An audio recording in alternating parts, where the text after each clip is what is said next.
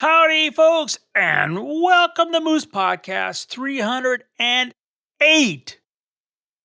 I know you folks are doing well. I've heard from a number of you. I am really always very thankful to hear from you folks, and I really appreciate not only the time you take out of your week to listen to the podcast, but to reach out, say some really kind words, and to help the Moose Podcast just keep moving forward a little bit.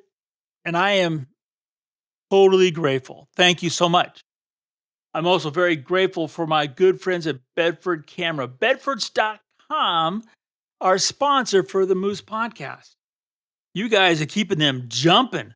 I know it because even one of my orders got delayed today because, well, you guys took priority. So, hey, I'm glad to see you guys are there.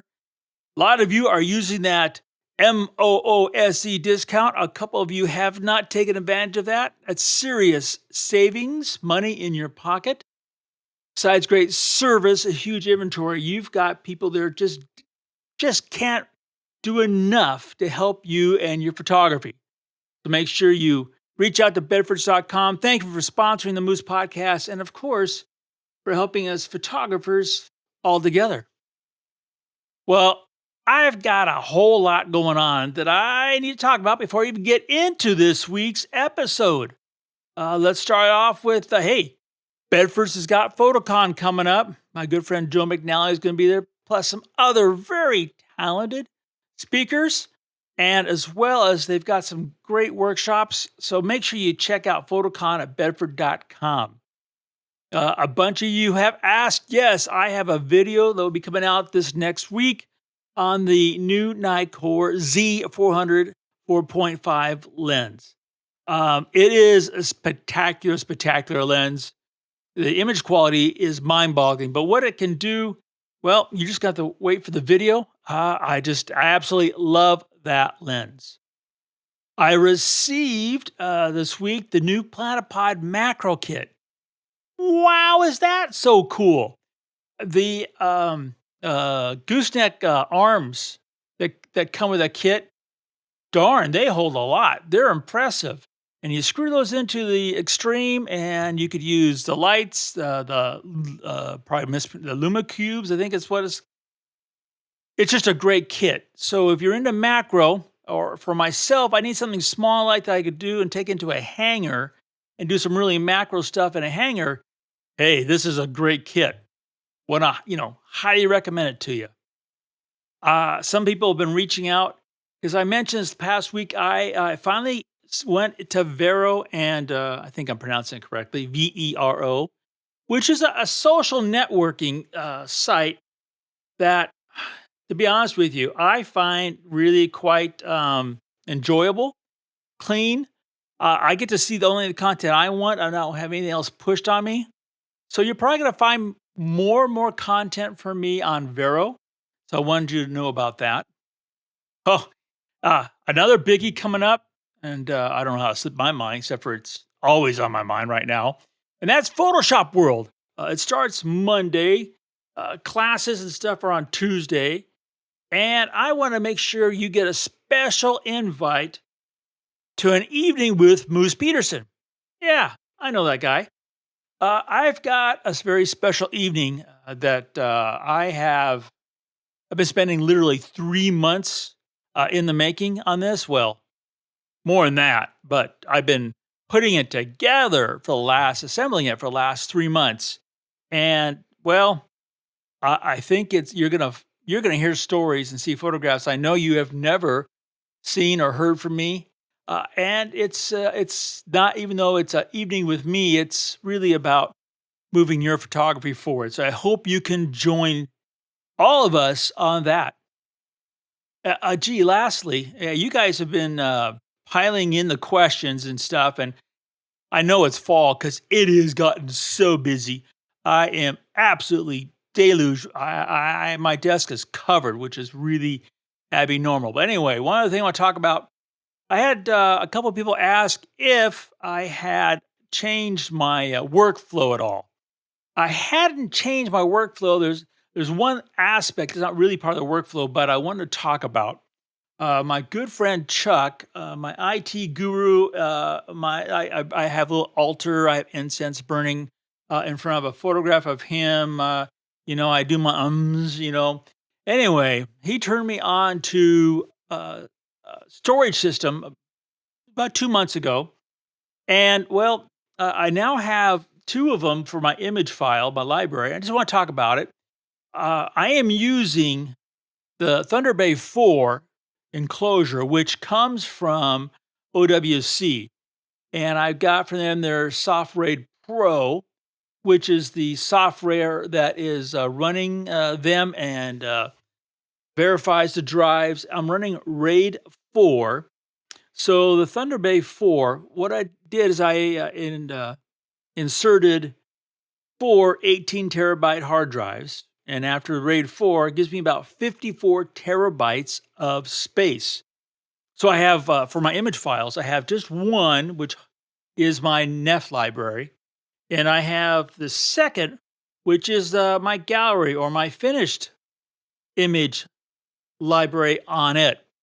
Both of them being backed up and to another physical drive. So even though it's RAID 4, RAID is not a backup software or any kind of security like that. It just helps manage space. So the bottom line, the Thunder Bay, it's running on the iMac M1, and the combination of the ports, computer, and the drives. Point blank, I have never enjoyed this kind of speed and access to my files ever, and it just to be able just to seriously, as fast as I can scroll on my mouse, the images go flying by, whether I'm going through NEFs in Photo Mechanic or going through my PSD in Bridge. The system, Chuck nailed it. It is great. I just love it. So answer that question. That is the only change to my workflow is the actual final storage system. Oh, by the way, both of those units are, I'm going to say 3 feet from the microphone, and they're both running right now. They're both actually doing some tasks, and you can't hear them. So, I mean, I absolutely love that system. So, there you go, Thunder Bay 4 from OWC using their SoftRaid Pro software. All right. Whew. Let's get into this week's episode. Run and gun. Run and gun. This might have you wondering what in the heck is in my mind this time. Well, it comes to mind with the Z9 and something happened a week ago. We had spent point blank 5 days, very frustrating days in Massachusetts on the beaches trying to photograph the migrating shorebirds that are heading south. Frustrating for many reasons. The first, for me personally, is the total obliteration of so much of their habitat. The habitat destruction and degradation is on a scale that I just found, I wanted to cry on my pillow every night. And then a number of the beaches are point blank locked up. You can't get to them. No matter what's on them, you're not going to get there. And then lastly, the actual number of birds that, when we did find them was disappointing. And that happens. There's no way around that in wildlife photography, but it's getting more often and on a scale that just really puts me in the dumpers. But to this week's topic, we had at the very end of 5 days, 1 hour, 1 hour of just shorebird photography like I've always remember 20 and 30 years ago, where you just could not stop shooting. And in this case, we're on this little strip of beach. We've got the Z9 with the Z404.5 attached, 1.4 in there. So you're shooting basically a 560 f8. I closed down to f8 just because it's an easier number for my mind to wrap around. And because it was high tide, The birds had a very small corridor in which to forage. For an hour, just kept cycling through. And I wrote a post about it a week ago. My dear friend Auntie, she in that hour shot 10,402 images. That is a lot of images. And you could, from just that number, say, wow, what a great example of run and gun. But run and gun, are you doing it for the fun of it? Are you doing it because you have a distinct purpose in mind? Or, which I find more typical than anything else, are you just simply lost? Now, run and gun, basic premise of run and gun is that you hit the shutter release button and you let that camera just run. And you're just gunning the whole time, just blasting away.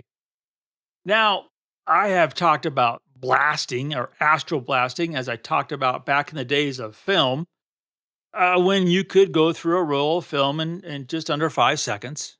Ha! Well, and we thought that was fast. Anyway, and the reason was that, and the purpose behind the idea is simply you've got so much going on. And by the time your mind sees that action happening in the viewfinder, your mind tells your finger to fire the camera, and then the camera actually fires.